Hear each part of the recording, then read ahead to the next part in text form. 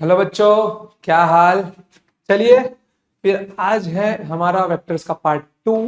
और मुझे पूरी उम्मीद है कि आपको पार्ट 1 बहुत अच्छे से समझा होगा। तो हमने triangle law of vector addition तक देख लिया था। ठीक है बच्चों, चलिए तो हम लोग आगे के टॉपिक को अपने कंटिन्यू करते हैं। देखिए, जैसे कि एक बच्चे का डाउट था मुझको, उसने पूछा था कि सर आप ना एंगल बिटवीन द वेक्टर्स का जो टॉपिक हो फिर से बता देना। तो कोई बात नहीं, वो टॉपिक मैं आपको फिर से एक्सप्लेन एक्सप्लेन कर दूंगा। सबसे पहले हम लोग इसका एक्सटेंशन पढ़ते हैं जो हम लोग आगे पढ़ने वाले थे। ये मुझे आर का इक्वेशन मिल गया था। ठीक है, क्या मिल गया था मुझे? R equals to root of A square plus B square plus 2ab cos theta. अब अगर मैं यहां पे आपसे दो चीज पूछ लूं, ठीक है, जो आपको याद भी रखनी है कि आर मैक्स की वैल्यू क्यों, आर मैक्स की वैल्यू कितनी होती है, मतलब आर की मैक्सिमम वैल्यू। ठीक है, आर की मैक्सिमम वैल्यू और आर की मिनिमम वैल्यू, और क्या, आर की मिनिमम वैल्यू। ठीक है, चलिए अब ध्यान से देखना। सबसे पहले हम लोग आर मैक्स की वैल्यू निकालते हैं। ठीक है, चलिए देखिए यहां पर, जैसे कि मुझे पता है A is magnitude, B magnitude, A B magnitude. Only cos theta मेरा वेरिएबल है। ओनली क्या है? कॉस थीटा मेरा वेरिएबल है। तो अगर मुझे कॉस थीटा का मैक्सिमम वैल्यू मिल जाए तो मुझे इसकी वैल्यू मिल जाएगी। तो मुझे एक बात पता है कि कॉस थीटा मेरा किसके बीच में लाई करता है? कॉस थीटा मेरा +1 से -1 के बीच में लाई करता है। कॉस थीटा की मैक्सिमम वैल्यू 1 होती है और कॉस थीटा की मिनिमम वैल्यू -1 होती है। जैसे कि जिन बच्चों को नहीं पता होगा मैं एक बार बता देता हूं। फॉर कॉस थीटा 0 डिग्री पे उसकी वैल्यू कितनी होती है? 1 होती है। 90 डिग्री पे उसकी वैल्यू कितनी होती है? 0 होती है। तो सेम वही 180 डिग्री पे ये प्लस एक्स एक्सिस, तो ये कितना है? माइनस एक्स एक्सिस, तो ये यहाँ पे 1 है, तो यहाँ पे वैल्यू कितना होगा? -1 होगा इसका। तो 1 मैक्सिमम और -1 मिनिमम। समझ गए? इतना ध्यान में रखना आप लोग। चलिए, अगर मुझे आर मैक्स की वैल्यू निकालनी है, आर की मैक्सिमम वैल्यू निकालनी है, तो मुझे क्या करना होगा? कॉस थीटा को 1 रखना होगा ना। तो A square plus B square plus 2ab cos theta. अब यहां पे for maximum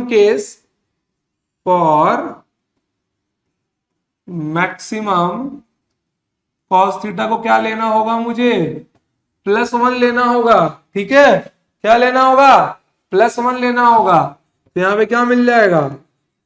are max equals to root of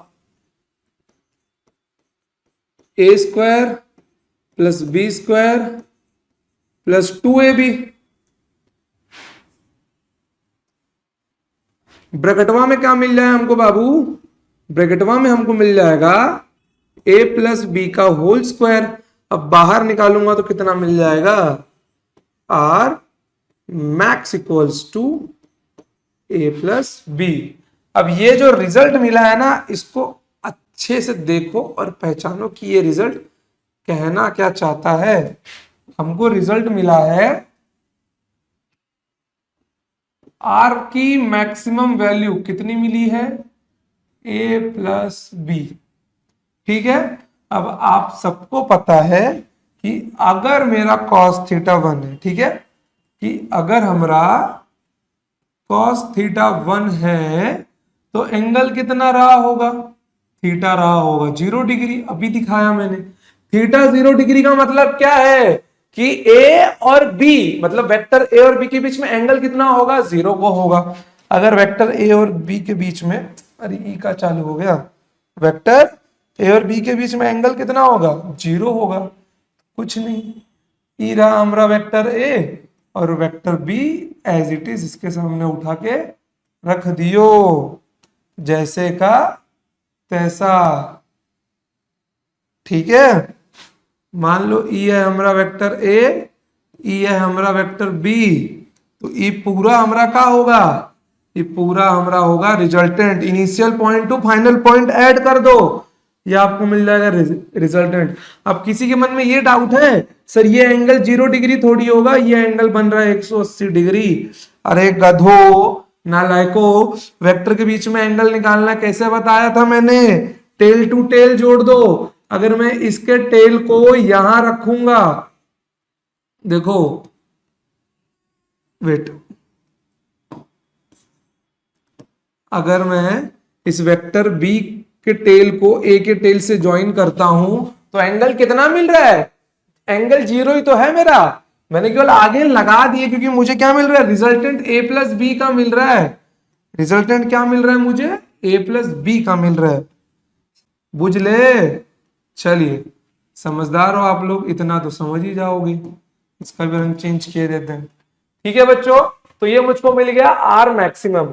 अब चलिए अब निकालते हैं हम लोग आर की मिनिमम वैल्यू। आइए,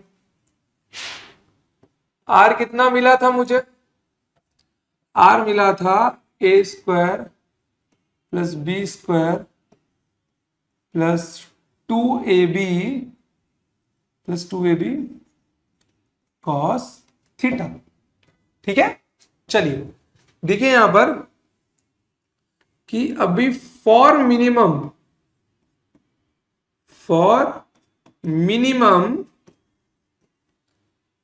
cos theta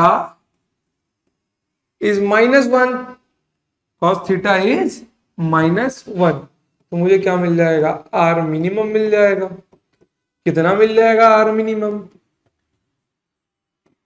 A square plus B square plus 2ab cos theta -1 रख दो, क्या मिल जाएगा, root of A square plus B square plus नहीं -2ab cos theta, -2ab, sorry cos नहीं आएगा, -2ab आएगा। ठीक है, क्या आएगा, -2ab।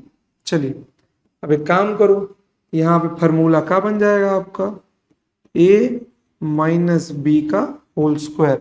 क्या बन जाएगा, a माइनस बी का होल स्क्वायर। रूट लोगे तो आर मिनिमम कितना मिल जाएगा, रूट लेने के बाद आर मिनिमम मिल जाएगा a माइनस बी। कितना मिल जाएगा आपको, आर मिनिमम मिल जाएगा a माइनस बी मिल जाएगा आपको आर मिनिमम। कोई दिक्कत नहीं है। चलिए थोड़ा हम लोग इसको भी समझ के लेते हैं कि ये महाशय कहना क्या चाहते हैं। आइए, आर मिनिमम कितना मिल गया, a माइनस बी मिल गया। अब ध्यान से देखना कि आर मिनिमम कब होता है, जब cos थीटा -1 हो, जब cos थीटा -1 हो, मतलब थीटा की वैल्यू 180 डिग्री हो।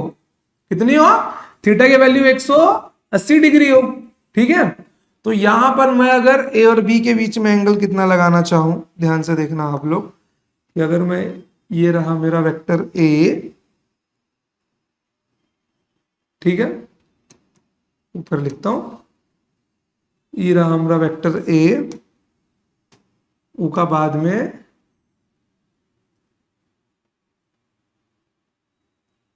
ई रहा हमारा वेक्टर बी। ठीक है, अब ध्यान से देखना, इसने a माइनस बी बोला है, इसका मतलब क्या होगा, a plus of minus b. ठीक है, अब यहां पे माइनस का मतलब होता है माइनस का डायरेक्शन। ठीक है, वेक्टर में जो नेगेटिव साइन है ये केवल शो करता है अपोजिट डायरेक्शन को, इतना ध्यान में रखना कि वेक्टर में negative sign only shows opposite direction। तो इसको आप लोग नोट्स में लिख लो और मैं इसको यहां ऊपर घसकाए देता हूं। ठीक है, चलिए, तो यहां पे ये मेरा क्या है, ए है, माइनस बी चाहिए तो मेरे को इसको अपोजिट घुमाना होगा ना, सेम वेक्टर को। अगर मुझे माइनस बी चाहिए तो मुझे इसी वेक्टर को सेम पॉइंट से अपोजिट डायरेक्शन में घुमाना होगा यहां पर। तो ये जो वेक्टर मेरा बनेगा, ये बनेगा -b वेक्टर। ठीक है, तो यहां पर सेम लेंथ के लिए थोड़ा ए को हम लोग बड़ा किए देते हैं। ठीक है, अब ध्यान से देखना कि ए वेक्टर है ये पूरा का पूरा, ये जो पूरा का पूरा ए वेक्टर है, इसमें से बी वेक्टर निकल चुका है इतना, इसमें से इतना पार्ट तो निकल चुका है, बचा कितना, इतना पार्ट। तो यही पार्ट मेरा क्या बन जाएगा, ये पार्ट मेरा होगा रिजल्टेंट वेक्टर, जहां पे ये क्या बन जाएगा, R minimum a minus b, क्या बन जाएगा, ए माइनस बी बन जाएगा। कोई दिक्कत नहीं। चलिए, तो यहां पे हमको क्या क्या मिल गया, हमको मिल गया आर का मैक्सिमम वैल्यू। मैक्सिमम वैल्यू के केस में क्या था, ए प्लस बी, जहां पर थीटा की वैल्यू 0 डिग्री थी। आर मिनिमम मिल गया हमको। ठीक है, क्या मिल गया, आर मिनिमम मिल गया। कितना मिल गया, ए माइनस बी, जहां पर थीटा की वैल्यू 180 डिग्री थी। कोई दिक्कत बाल को, कोई दिक्कत नहीं है, भौकाल मचाएंगे एकदम, पढ़ते रहो बस एकदम। ठीक है, आपको ये रिजल्ट मिल गया ना। चलिए, अब हम लोग बढ़ते हैं आगे, जब आपको आर मैक्सिमम और आर मिनिमम मिल गया है। चलिए, एक काम करते हैं बच्चों, इसके पहले एक तो टॉपिक हमारा बच गया था, मतलब जिस बच्चे का डिमांड था कि उसको एंगल बिटवीन वेक्टर्स चाहिए, तो एक बार फिर से कुछ एग्जांपल्स के साथ में वो टॉपिक हम लोग वापस देख लेते हैं। ठीक है, एंगल्स बिटवीन दी वेक्टर्स, इसके साथ में टॉपिक आपका भी रिवाइज हो जाएगा। एंगल बिटवीन दी वेक्टर्स मैंने आपको टेल टू टेल वाला सिखाया था। ठीक है, क्या था उसके अंदर, देखिए ये है मेरा एक वेक्टर और ये है मेरा दूसरा वेक्टर, ये है हमारा वेक्टर ए और ये है हमारा वेक्टर बी, इनके बीच में एंगल बना है थीटा वाला। ठीक है, थोड़ा इनको बीच में ले लूं मैं। देखो, अगर ये एंगल थीटा वाला है तो ये वाला एंगल कितना होगा, ई वाला एंगल होगा 2 पाई माइनस थीटा का। अगर आपका आंसर सिंगल चॉइस करेक्ट वाला है, ठीक है, सिंगल चॉइस क्वेश्चन है, तो आपको स्मॉलर एंगल थीटा लेना होगा। और अगर मल्टी चॉइस क्वेश्चन वाला है, ठीक है, अगर आपका मल्टी ऑप्शन वाला क्वेश्चन है, ठीक है, समझ लेना एमसीक्यू से, कोई प्रॉब्लम नहीं है। ठीक है, तो उसमें आपको क्या लेना होगा, थीटा भी लेना होगा और 2 पाई माइनस थीटा भी लेना होगा। समझ गए, ये दो मेन बातें मैंने आपको बताई थी। चलिए, अब आपको ना इसी चीज को मैं एग्जांपल के साथ समझा देता हूं। आइए, चलिए, लेट सपोज एक एग्जांपल लेता हूं मैं, दूसरा क्या लूं, यहीं से डायग्राम उठा लेते हैं अपना। चलिए, मानिए ये वेक्टर लिया है मैंने, ठीक है, ये एंगल है मेरा 30 डिग्री का, वेट ये नहीं,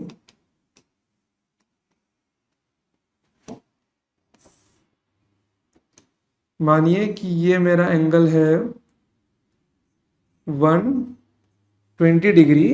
तो आपको बताना है एंगल बिटवीन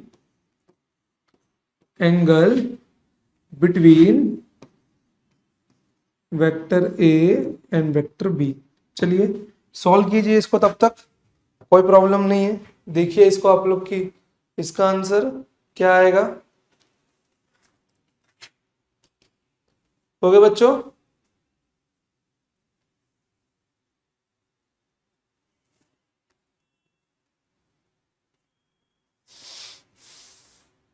चलिए आइए, अब इसको मैं सॉल्व करता हूं। आपने सॉल्व किया, देखिए ये तो हो गया, ए और बी के बीच में यहां पे कितना एंगल बन रहा है, यहां आपका बन रहा होगा 60 डिग्री। ठीक है, एक तो मेरे को मिल गया मेरा smaller angle for single choice correct question 60 degree, but एक एंगल तो बाहर भी बन रहा है ना, एक एंगल मेरा बाहर भी बन रहा है, ये 60 डिग्री है, ये एंगल कितना है 300 डिग्री। तो मुझे एक एंगल और मिल गया for the multi choice correct question. मेरा आंसर 60 डिग्री भी होगा और 210 डिग्री भी होगा। समझ गए, मतलब मेरे दोनों आंसर राइट होंगे। 60 डिग्री भी, सॉरी 210 नहीं 300 आएगा, 60 डिग्री भी और 300 डिग्री भी करेक्ट होंगे। क्या होंगे, 60 डिग्री भी करेक्ट होगा और 300 डिग्री वाला भी मेरा आंसर करेक्ट होगा। ठीक है, कोई और क्वेश्चन लेते हैं एग्जांपल के तौर पर, आइए चलिए ले ही लेते हैं आपके लिए। चलिए यहां पर देखिए आप लोग,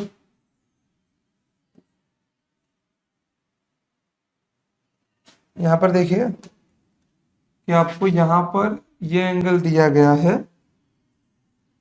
ये एंगल दिया गया है आपको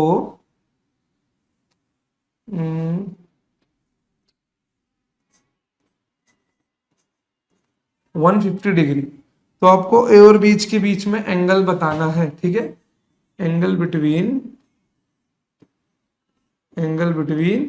वेक्टर ए एंड बी। चलिए सॉल्व कीजिए, वीडियो के साथ में सॉल्व कीजिए ताकि आपको देखने के लिए भी टाइम मिले।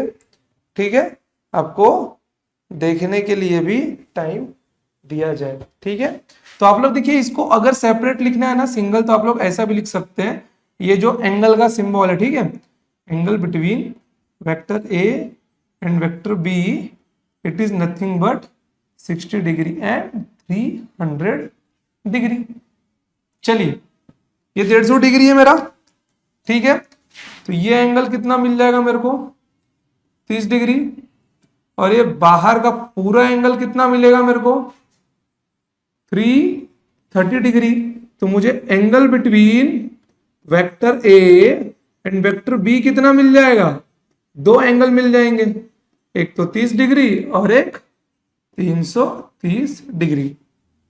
आई होप कि आपको यहां पे समझ में आ गया होगा कि एंगल कैसे फाइंड करना है। कोई दिक्कत नहीं है, एक हेड टू हेड वाला एग्जांपल भी दे ही देते हैं आपको। चलिए ये देखिए, क्वेश्चन यहीं पे लिख रहा हूं मैं, ठीक है, हेड टू हेड वाला एग्जांपल। अब तक हमने टेल टू टेल वाले किए ना, आइए हेड टू हेड वाला करते हैं एक।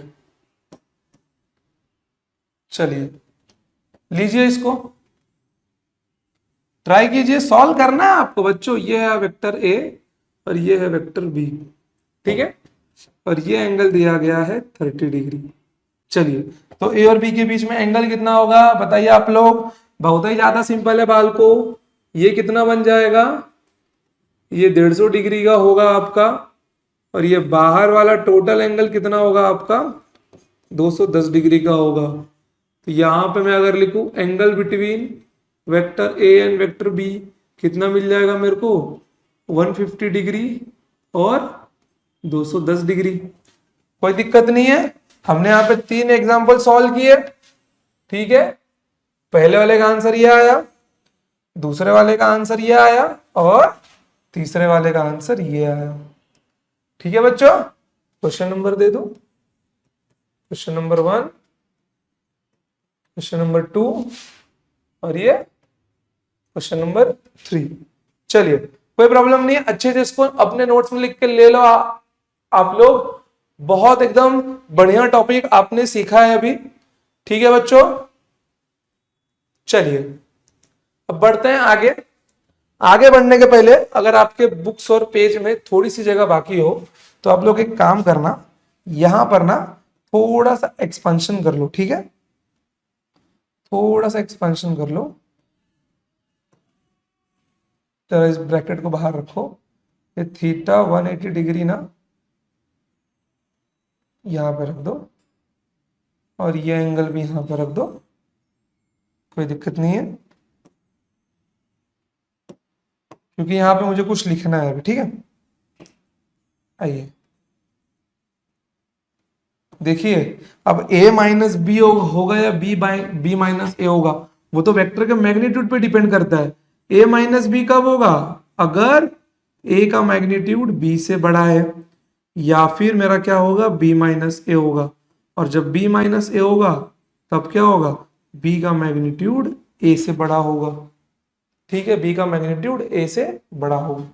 चलिए, आई होप कि आपने ये अच्छे से देख लिया है। अब बढ़ते हैं आगे अपने अगले और इंपॉर्टेंट नियम के ऊपर। चलिए, बहुत बढ़िया, यही जोश बना के रखना है आपको। ठीक है, चलिए, ये है मेरा वेक्टर बी और ये है मेरा वेक्टर ए। ठीक है, ये क्या है, ये है मेरा वेक्टर ए। ठीक है, अब देखिए इनके बीच में कुछ तो एंगल थीटा होगा। ठीक है, अब ध्यान से देखना, अगर मैं दो वेक्टर्स को लेता हूं, अगर मैं दो वेक्टर्स को लेता हूं तो वो अपने रिजल्टेंट के साथ में एक ट्रायंगल बनाएंगे। मानते हो आप लोग कि वो अपने रिजल्टेंट के साथ में क्या बनाएंगे, एक ट्रायंगल बनाएंगे। तो वो ट्रायंगल की सारी प्रॉपर्टीज भी फॉलो करेंगे, ट्रायंगल के सारे नियम भी फॉलो करेंगे, ट्रायंगल के जितने रूल्स रेगुलेशन सब फॉलो करना ही पड़ेगा, क्योंकि वो ट्रायंगल बना रहा है। ठीक है, क्योंकि वो ट्रायंगल बना रहा है। तो देखना यहां पर कि ट्रायंगल में जो थर्ड साइड होगी, क्योंकि यहां पे जो मेरा रिजल्टेंट है, रिजल्टेंट मेरा क्या है, रिजल्टेंट मेरा थर्ड साइड है। और बच्चों चिंता मत करना, एनसीईआरटी में ये सब नहीं मिलेगा आपको। ठीक है, किसी के मन में अगर ये भ्रम वगैरह है कि एनसीईआरटी पढ़ के जेई निकलता है, ये कभी पॉसिबल ही नहीं है। एनसीईआरटी पढ़ के सिर्फ और सिर्फ बोर्ड निकलेगा आपका। फिजिक्स के एनसीईआरटी केवल 20% वेटेज रखती है। कहां पर, जेई मेंस के फिजिक्स में। ऐसी बात नहीं कि इंपॉर्टेंट है बेसिक्स के लिए, बट पूरा डिपेंडेंट नहीं रहना है आपको। आप अगर ये सारी चीजें जाएंगे तो आपको देखेंगे कि कोई भी रेफरेंस बुक में आपको ये सारी की सारी चीजें मिल जाएंगी, अगर वो अच्छी रेफरेंस बुक है तो। ठीक है, चलिए देखिए, जैसे कि रिजल्टेंट वेक्टर जो इनका रिजल्टेंट मुझको मिलेगा, वो इसका क्या होगा, वो इसका थर्ड साइड होगा। तो जो ट्रायंगल का थर्ड साइड रहेगा, ठीक है, ट्रायंगल का जो थर्ड साइड रहेगा वो इस नियम को फॉलो करेगा, क्या कि वो इन दोनों के, वो बाकी दोनों साइड के सम से छोटा होगा, लेकिन उनके डिफरेंस से बड़ा होगा या बराबर होगा। वो बाकी दोनों साइड के क्या होगा, सम से छोटा होगा या उनके डिफरेंस से बड़ा होगा। ठीक है, जैसे देखिए यहां पर अगर मैं बराबर वाली बात करता हूं तो इक्वल टू वाला साइन मैं यहां पे नहीं लगाऊंगा, क्योंकि ये सिर्फ दो एंगल्स के लिए होता है, थीटा और 180 डिग्री के लिए ही मुझे a प्लस बी और a माइनस बी मिलता है। बाकी इनके बीच में जितने एंगल्स होते हैं r की वैल्यू इसके बीच में लाए करती है। तो मैं यहाँ पे ये थोड़ी देर के लिए निकाल रहा हूं। ठीक है, चलिए, तो जो मेरे r की वैल्यू है वो क्या है, जो मेरे r की वैल्यू है वो a प्लस बी के सम से छोटी होगी, लेकिन a माइनस बी के डिफरेंस से बड़ी होगी। क्या होगी, a माइनस बी के डिफरेंस से बड़ी होगी। क्या होगी, a माइनस बी के डिफरेंस से बड़ी होगी। For example, let take an example, मैं एग्जाम्पल लेता हूं एक। जैसे कि आप सबको पता है, मैं अगर एक राइट एंगल ट्रायंगल का एग्जाम्पल लेता हूं, सबसे सिंपल चीज जिसमें कोई प्रॉब्लम नहीं होगी, ये 3, ये 4, ये 5, ये पाइथागोरन ट्रिपलेट्स है मेरे राइट एंगल ट्रायंगल्स के लिए। अगर मैं 5 को लेता हूं, ठीक है, तो 5 क्या है मेरा, 3 और 4 के सम से छोटा है, लेकिन वो 4 माइनस 3 के डिफरेंस से बड़ा है। आपको ये नहीं बोलेगा सर कि यहाँ पे 3 माइनस 4 आएगा तो -1 होगा, बिल्कुल भी नहीं।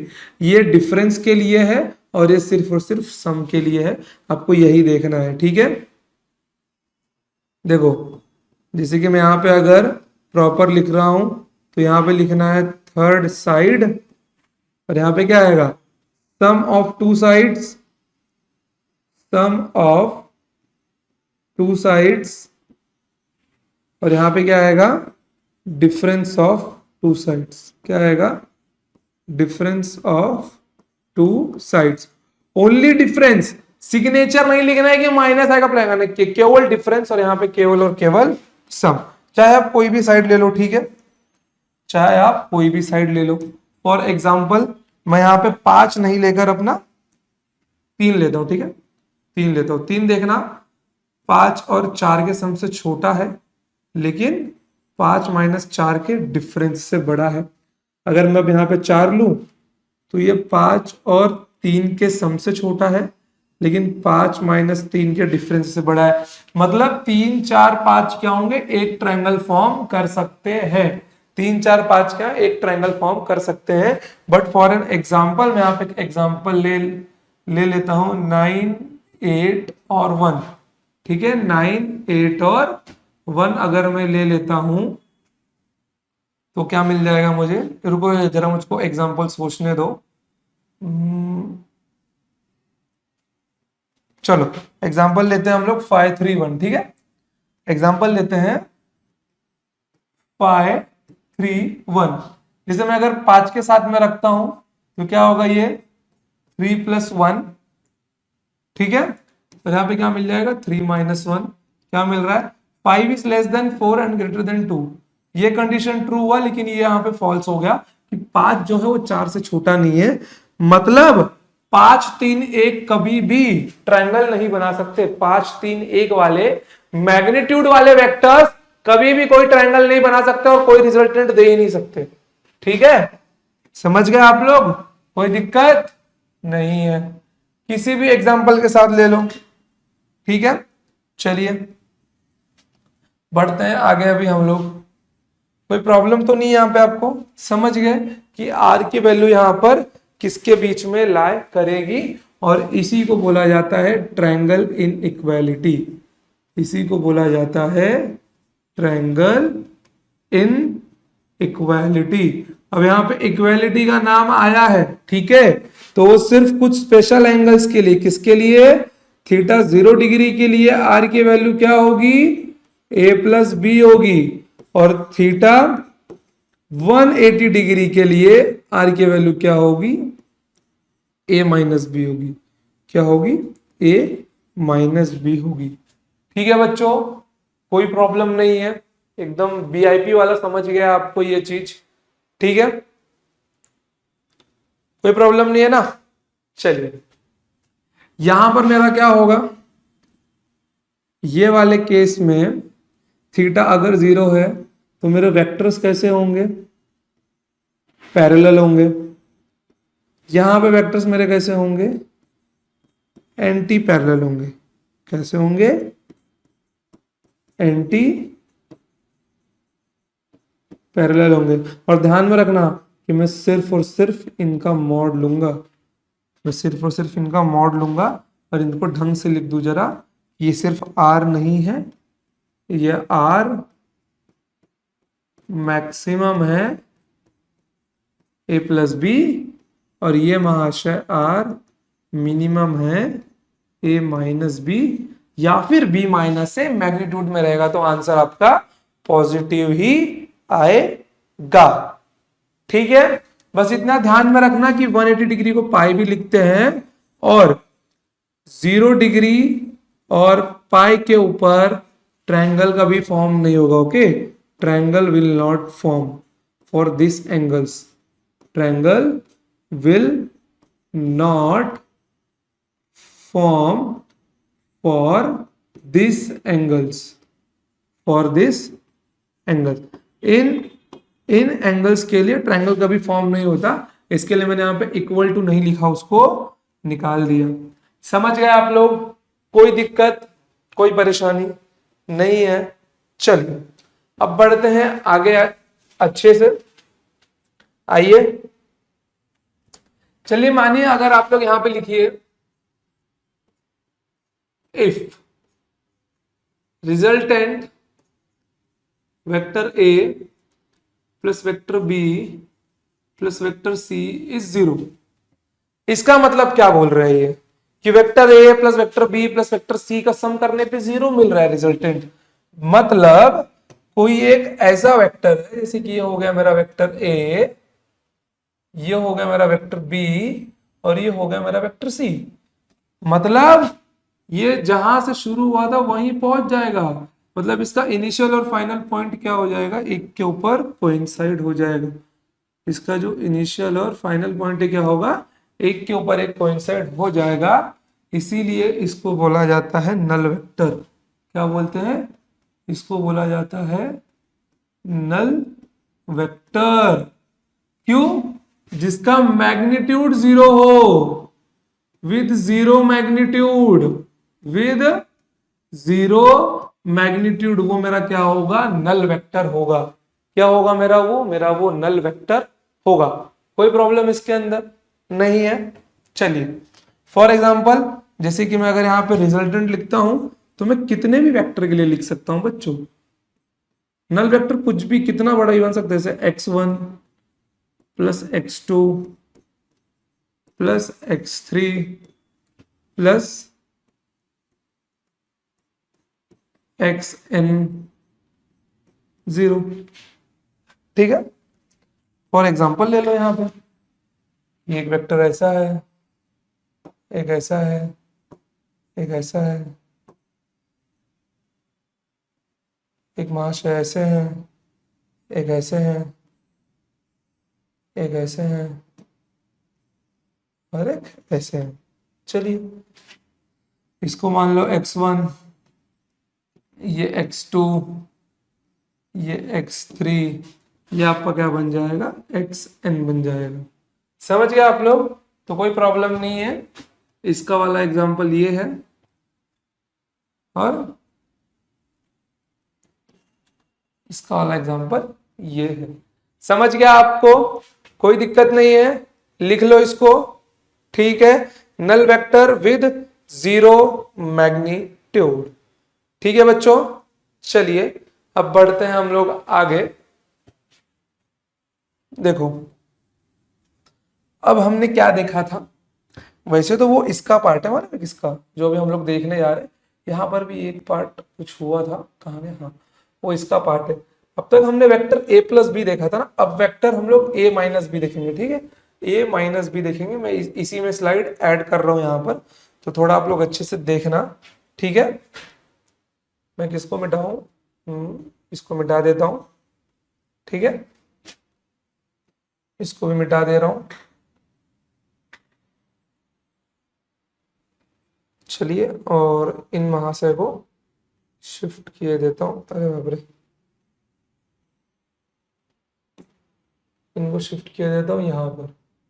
ठीक है, चलिए अब ध्यान से देखना आप लोग, एकदम आंखें खोल के, ताकि आपको समझ में आए। ठीक है, ये देखो ए वेक्टर को पैरेलली मैंने यहां पे शिफ्ट किया, बी वेक्टर को पैरेलली मैंने यहां पे शिफ्ट किया। ओके, अब ध्यान से देखना कि अगर ये सिर्फ मेरा एक रोम्बस है, ठीक है, ये क्या है, अगर मैं इसको अपना एक पैरेललोग्राम बोल रहा हूं, ठीक है, इसको क्या बोल रहा हूं मैं, अपना एक पैरेललोग्राम बोल रहा हूं, तो मैं ध्यान से देख सकता हूं कि इसके पास एक डायगोनल और है, इसके पास एक डायगोनल और है जो हमको दिखाई दे रहा है।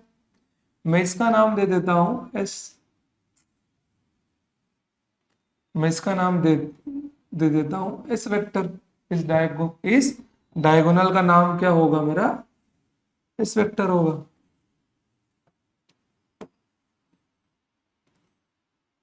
ये इसका मैग्नीट्यूड है ना, यही रखो। ठीक है, तो इस डायगोनल का नाम क्या होगा, इस डायगोनल का नाम होगा एस वेक्टर। अब ये जो एस वेक्टर है, इसका मुझे रिजल्टेंट के इस टाइप में कुछ तो इक्वेशन लिखना है। कैसे लिख सकता हूं, ध्यान से देखना आप लोग, ध्यान से देखना। ठीक है, कि इस वेक्टर के हेड पर, इस वेक्टर के हेड पर एस वाले का टेल है। ठीक है, तो ये वेक्टर क्या होगा, कंटिन्यूएशन में रहेगा। इस वेक्टर के हेड पर इस एस का टेल रखा हुआ है। ठीक है, तो मैं यहां पे क्या लिख सकता हूं, मैं यहां पे लिख सकता हूं vector b plus vector s. क्या लिख सकता हूं मैं, vector b plus vector s लिख सकता हूं यहां पर। अब यहां पर देखना आप लोग कि इस वाले के इनिशियल से ये वाला फाइनल पॉइंट मेरा जुड़ा हुआ है, तो ए वेक्टर क्या मिल जाएगा यहां पर मुझे, इसके बराबर में मिल जाएगा। ठीक है, ए वेक्टर क्या मिल जाएगा मुझे यहाँ पे, इसके बराबर में मिल जाएगा। क्योंकि मैंने क्या बोला था, रिजल्टेंट कहाँ होता है, इनिशियल का टेल और फाइनल वाले का हेड। तो यहां से मेरे को एस वेक्टर क्या मिल जाएगा, एस वेक्टर मुझे मिल जाएगा ए वेक्टर माइनस का बी वेक्टर, क्या मिल जाएगा, ए वेक्टर माइनस का बी वेक्टर। अब देखना ये माइनस बी वेक्टर क्या बवाल चीज है, ठीक है। ये माइनस बी वेक्टर क्या बवाल चीज है। देखो कुछ भी माइनस नहीं होता वेक्टर में, कुछ भी माइनस नहीं होता वेक्टर में। माइनस का सीधा सीधा मतलब है सिर्फ और सिर्फ अपोजिट डायरेक्शन, ठीक है। क्या है, सीधा सीधा मतलब है अपोजिट डायरेक्शन। चलिए आइए यहां पर मैं यहां से डायग्राम उठा लेता हूं जरा, ताकि मुझे कोई प्रॉब्लम ना हो।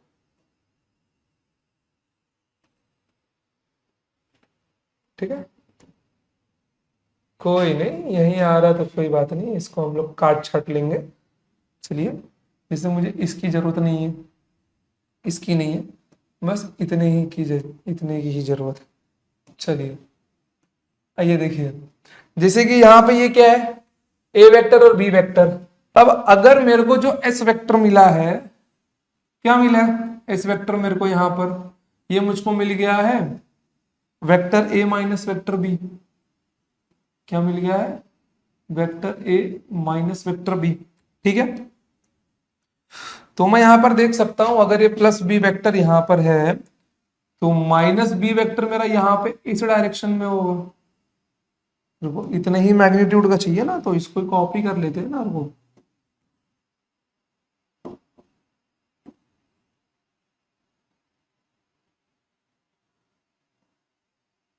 ठीक है, ये हमारा क्या बन जाएगा, माइनस बी वेक्टर बन जाएगा। ये क्या बन जाएगा मेरा, माइनस बी वेक्टर बन जाएगा। अब ध्यान देना आप लोग, इसको मैं क्या लिख सकता हूं, vector S equals to A plus minus B vector. अब ध्यान देना आप लोग, देखो यहां पर मान लो ये मैं हूं, यहां पे 5 न्यूटन का फोर्स लगाया और यहां पे 5 न्यूटन का फोर्स लगा, ठीक है। मैं क्या बोल सकता हूं, अगर ये F1 वेक्टर है तो ये क्या होगा, +5 न्यूटन।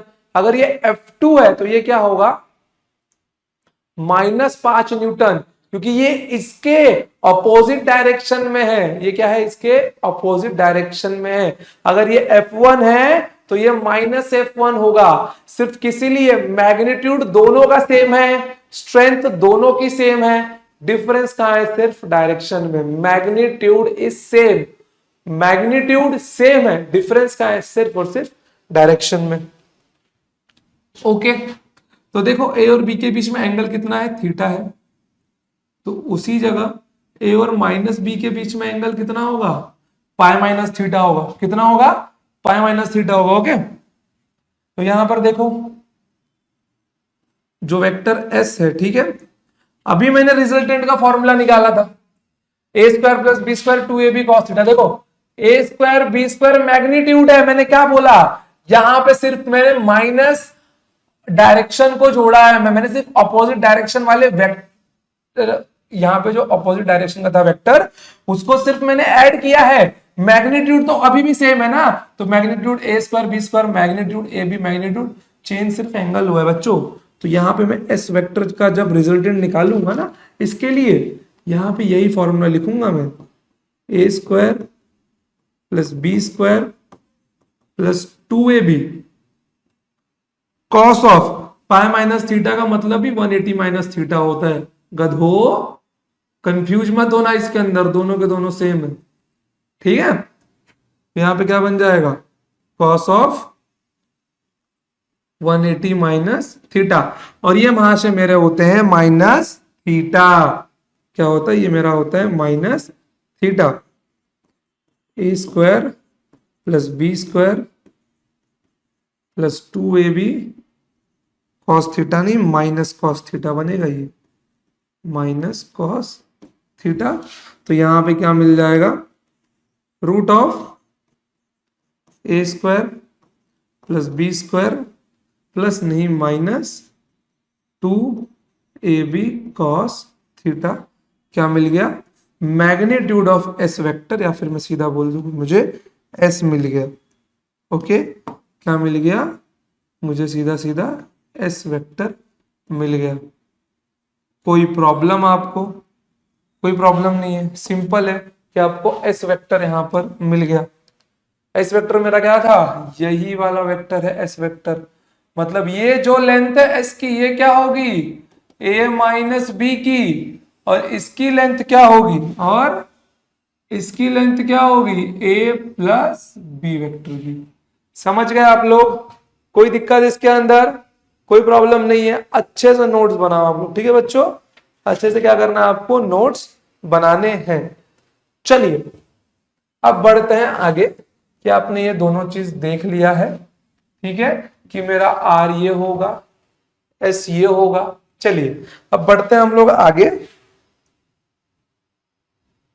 ठीक है, आगे बढ़ते हैं। अब कहा गया, चलिए अब ध्यान से देखना, for vector A and vector B, ठीक है। अब ध्यान से देखना, अगर मैं पूछूं कि अगर वेक्टर ए प्लस वेक्टर बी का मैग्नीट्यूड सेम हो वेक्टर ए माइनस वेक्टर बी से, ठीक है, अगर वेक्टर ए प्लस वेक्टर बी का मैग्नीट्यूड सेम हो वेक्टर ए माइनस बी से, मतलब उनका क्या सेम होना चाहिए, डायगोनल सेम होना चाहिए। तो मुझे उनके बीच का एंगल बताओ। If then find angle between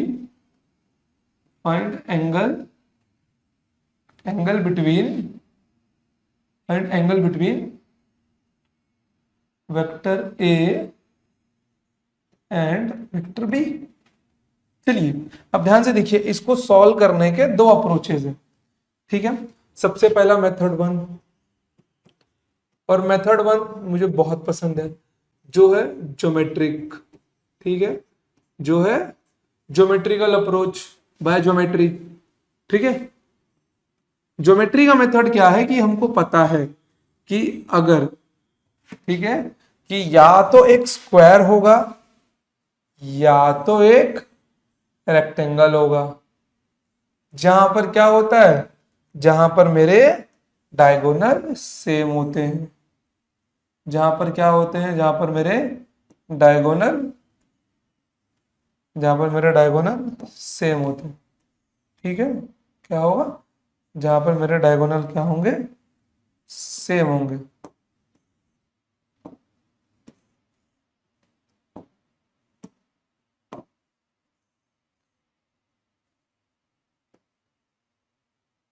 सिर्फ एक स्क्वायर में पॉसिबल है, और ऐसा एक आपका रेक्टेंगल में पॉसिबल है बस।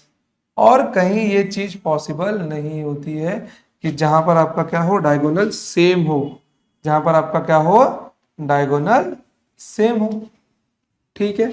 ये ए होगा, ये बी होगा, मान लो ये ए वेक्टर, ये ए वेक्टर और ये बी वेक्टर, और ये आपका रिजल्टेंट आर वेक्टर मान लो, और इसको आपका एस वेक्टर मान लो। स्क्वायर की प्रॉपर्टी के हिसाब से यहां पर आर के डायगोनल को और एस के डायगोनल को सेम होना होगा, तो इनका मैग्नीट्यूड भी क्या हो जाएगा, सेम होगा। मतलब vector A plus vector B equals to mod of vector A minus vector B. अगर ए प्लस बी का मॉड सेम होगा तो ए माइनस बी का मॉड यहाँ पे सेम होगा, ठीक है। यहाँ पे ये आपका वेक्टर ए बन जाएगा और ये आपका वेक्टर बी बन जाएगा, ठीक है। तो ये आपका आर होगा और ये आपका क्या बन जाएगा, ये आपका एस बन जाएगा। तो यही सेम चीज आप यहां भी लिख सकते हो, कोई इशू नहीं है, कार्बन कॉपी कर दो, और क्या आपको लिखनी पड़ेगी मेरे लिए तो सिर्फ कॉपी पेस्ट चालू है यहाँ पर, ठीक है बच्चों। तो आई होप कि आपको ये अच्छे समझा होगा। अब जो दूसरा मेथड है वो है मेथड नंबर 2, कि बच्चे सीधा सीधा लगाएंगे फॉर्मूला। बच्चे क्या लगाएंगे, बच्चे सीधा सीधा फॉर्मूला लगाएंगे। चलिए फॉर्मूला वाला भी देख ही लेते हैं, मेथड नंबर 2, ठीक है। देखिए mod of A plus B equals to mod of A minus B. मतलब मैंने इन शॉर्ट क्या बोला, R vector equals to S vector का मॉड, और इनका फॉर्मूला मैंने अभी निकाला ना, root of A square plus B square minus 2ab cos theta equals to root of A square plus B square, sorry ये प्लस आएगा, ठीक है, माइनस 2ab कॉस थीटा। चलिए दोनों साइड में स्क्वायरिंग, अगर मैं दोनों साइड स्क्वायरिंग करता हूं तो क्या मिल जाएगा, ए स्क्वायर, अरे बहुत लिखने का मन नहीं है मेरा, छोड़ो यार। देखो यहाँ पर स्क्वायरिंग करने पे रूट निकल जाएगा, A square cancel, B square cancel, minus 2ab यहाँ पे आएगा तो क्या बन जाएगा मेरा 4ab cos theta equals to 0। अब ध्यान से देख लो कि आपका 4ab जो टर्म है ये तो नॉन जीरो है, तो डेफिनेटली cos थीटा को ही 0 होना पड़ा होगा। अगर cos थीटा 0 होता है तो थीटा का एंगल कितना मिल जाएगा, cos 0 कब होता है 90 डिग्री पे, या फिर 90 डिग्री को हम लोग क्या लिखते हैं π/2 भी लिखते हैं। अब देखो ज्योमेट्री वाला अप्रोच थोड़ा ज्यादा अच्छा था क्योंकि वहां पे हमको एंगल सीधा मिल गया था, बट यहाँ पे मगजमारी करनी पड़ गई थी हमको। ठीक है बच्चों, चलो 2 मिनट का टाइम देता हूं, लिख के ले लो इसको अच्छे से आप लोग, ठीक है, लिख लो फटाफट इसको। ठीक है बच्चों, चलो तो बढ़ते हम लोग आगे। ज्यादा नहीं, एक और क्वेश्चन हम लोग सॉल्व कर दें, फिर मैं आपको छुट्टी दे दूंगा। चलिए कहाँ गया वो, हेक्सागोन बनाना है। चलिए कोई नहीं, इससे ट्राई करके देखते हैं कि हेक्सागोन बनेगा या नहीं। बन गया तो बहुत बढ़िया है, चलो हेक्सागोन बन गया इससे, क्या बात है, बट बराबर नहीं बनाना है।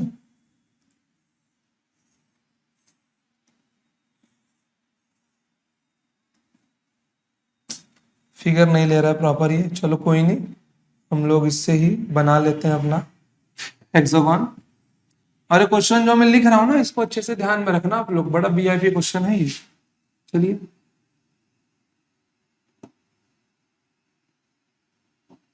आइए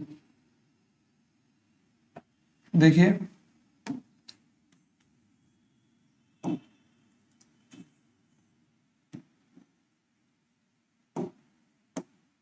चलो ये बन गया मेरा मिरर, और थोड़ा इसको मैं ज्वाइन कर दूं,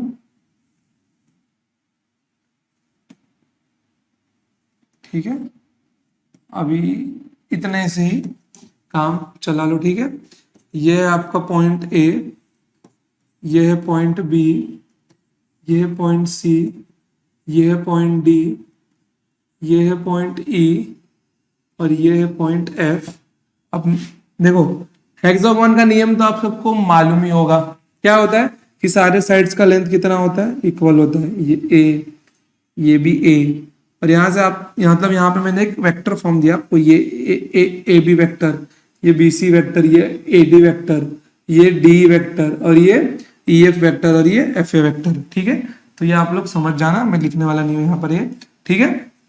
अब देखो सवाल क्या है आपको, सवाल है आपका कि AC और AD को मैंने यहाँ पे कनेक्ट किया है, और आपको पूछा गया बताइए what is the ratio of magnitude of AC vector and AD vector, किनके मैग्नीट्यूड को डिवाइड, मतलब इन दोनों के मैग्नीट्यूड का रेशियो कितना आएगा, ठीक है। चलिए तो ध्यान देना, मैं इस क्वेश्चन को सॉल्व कर रहा हूं, एक नेक्स्ट क्वेश्चन आपके लिए होमवर्क में छोड़ने वाला हूं मैं, ठीक है। चलिए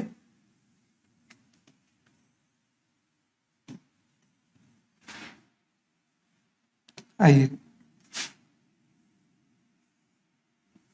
देखो यहां पर, अगर आप लोग हेक्सागोन के बारे में अगर अपने क्लास 10th में पढ़े होंगे अच्छे से, तो आपको मालूम होगा कि यहां पर जितनी भी एंगल्स बनते हैं सब क्या होते हैं 60 डिग्री के एंगल्स होते हैं, ये सब एंगल्स, ठीक है।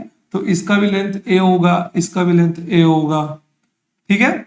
और यहां पर एंगल मेरे कितने बन रहे होंगे, ये वाला एंगल मेरा कितना होगा 60 डिग्री का होगा, और ये वाला एंगल भी कितना होगा 60 डिग्री का होगा, ठीक है। अब ध्यान देना, जब मैं यहां से एक लाइन खींच के मारूंगा तो ये तो हो गया ए, ये भी हो गया, ये तो ये बन गया मेरा आइसोस्केलस ट्रायंगल, सिर्फ ट्रायंगल ACB वाला, जब ट्राइंगल एसीबी वाला आइसोस्केलस बन गया तो ये एंगल दोनों बराबर होंगे, ये 30 डिग्री और ये भी 30 डिग्री का होगा, क्योंकि ये तो मेरा बन जाएगा 120 डिग्री का एंगल।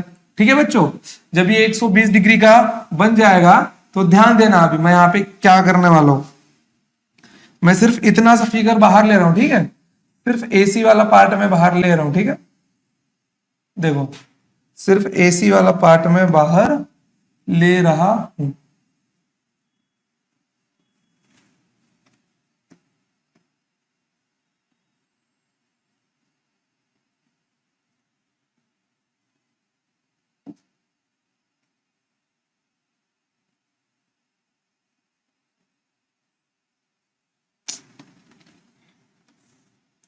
अरे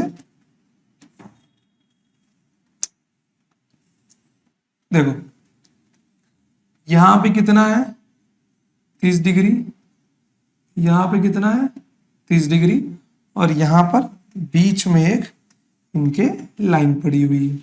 ठीक है, सेम ये मैंने ट्रायंगल कौन सा निकाला है, ए सी बी, इस फिगर में से निकाल लिया।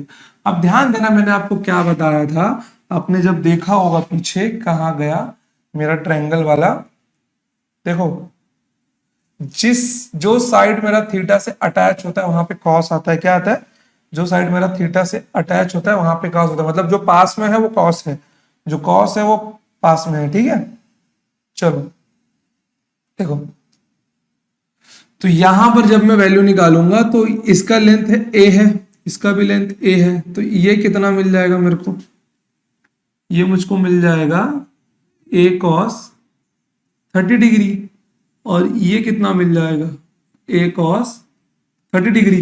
वरना तुम लोग पाइथागोरस थ्योरम से इसकी वैल्यू निकाल सकते हो, मतलब कॉस और साइन लेके, इसको ए एक्स मानो, इसको ए वाई मानो, इसको ए एक्स मानो, इसको ए वाई मान लो, तो ये आपको ए कॉस 30 मिल जाएगा, ये भी ए कॉस 30 मिल जाएगा। तो यहाँ पे जो मेरा ए सी है, ठीक है, टोटल मैग्नीट्यूड ही मिला है, दोनों को जोड़ने पे कितना मिल जाएगा 2a कॉस 30 डिग्री। ठीक है, 2a कॉस 30 की वैल्यू कितनी होती है, √3/2 होती है, ये कैंसल, तो कितना मिल जाएगा आपको √3a मिल जाएगा। अब देखो मैं आपको जब हमारा नेक्स्ट वीडियो आएगा ना, मैं वहां पे आपको एक ट्रिक बताऊंगा किसका, आर और एस का, सारे एंगल्स को लेकर, जहां पे मैग्नीट्यूड अगर सेम हो, दो वेक्टर्स का मैग्नीट्यूड सेम हो तो रिजल्टेंट क्या बनेगा, मैं उसका आपको एक ट्रिक बताऊंगा। बट आज आप लोग कैलकुलेशन से देख लो, AC √3a मिल गया, और AD क्या मिल जाएगा, देखो ना AD क्या है मेरा 2a है, तो मेरे को AD क्या मिल जाएगा यहाँ पर 2a मिल जाएगा। तो इसका रेशियो तो मैं आराम से निकाल सकता हूँ, AC/AD का रेशियो चाहिए था, AC कितना है मेरा √3a डिवाइडेड बाय 2a, मतलब कितना मिल जाएगा √3/2 AC/AD। ठीक है बच्चों, कोई प्रॉब्लम नहीं, आपने एक क्वेश्चन किया, ठीक है, मतलब हमने एक एग्जांपल कर लिया। चलिए अब बढ़ते हैं आगे, आपके लिए एक होमवर्क क्वेश्चन देता हूं मैं, ठीक है, एक होमवर्क क्वेश्चन आप लोग लेते जाइए मेरे पास से। ठीक है, चलिए वो होमवर्क क्वेश्चन क्या है, मानिए कि हम सब घूमने गए, कि आप सब लोग घूमने गए, ठीक है, आप सब लोग घूमने गए, और यहां पर सर्कल में जो आप लोग घूम रहे हो, इसके पास क्या है, कुछ तो क्वाड्रेंट्स है। ठीक है, क्या है, कुछ तो क्वाड्रेंट्स है इसके पास, थोड़ा नीचे कर लूं क्या, चलो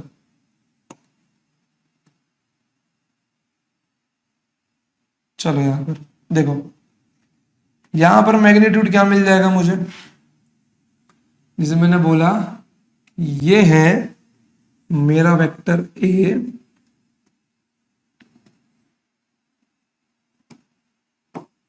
ये है मेरा वेक्टर बी, और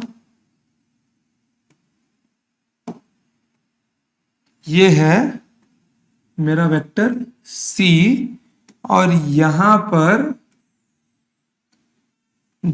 इसका मैंने रेडियस दिया हुआ है। ठीक है,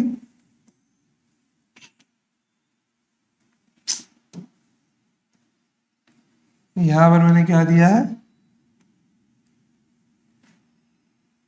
यहां पर मैंने इस सर्कल का रेडियस दिया हुआ है, रेडियस r, और ये एंगल है 45 डिग्री और ये एंगल भी है 45 डिग्री का। तो मेरा आपसे सवाल ये है, बताइए कि what is the value of vector a plus vector b plus vector c। ठीक है बच्चों, आपको इसका आंसर देना है, या फिर और मजेदार करना है तो इसका मैग्नीट्यूड निकाल लो, क्योंकि vector a plus B plus C तो कुछ होता ही नहीं है। ठीक है, मैग्नीट्यूड ही निकाल लो, क्योंकि मेरे को आपको, क्योंकि इसका रिजल्टेंट नहीं चाहिए मुझे, इसका चाहिए मैग्नीट्यूड। ठीक है, तो इस क्वेश्चन का आंसर आप लोग ढूंढ के लाना। ठीक है, ये आपका होमवर्क है। हम लोग जब नेक्स्ट टाइम मिलेंगे तो इस क्वेश्चन को वापस हम लोग सॉल्व करेंगे। ठीक है बच्चों, तो आज के लिए लेक्चर यहीं पे हम लोग एंड करते हैं। देखो जो भी डाउट है ना कमेंट सेक्शन में आप लोग पिन करो। ठीक है बच्चों, जो भी डाउट हो आपका वो आप कमेंट सेक्शन में पिन करो, आपको उसके आंसर डेफिनेटली दिए जाएंगे। और ये वाली पीडीएफ आपको नीचे दिए गए डिस्क्रिप्शन के लिंक में एक टेलीग्राम चैनल का लिंक है, वहां पे आपको ये पीडीएफ मिल जाएगी। तो आज के लिए इतना ही, मिलते हैं next time. Till then tata bye, जय भारत, लव यू ऑल। और बहुत जल्दी डीपीपी शीट्स भी अपडेट की जाएंगी आपसे। चलिए बाय।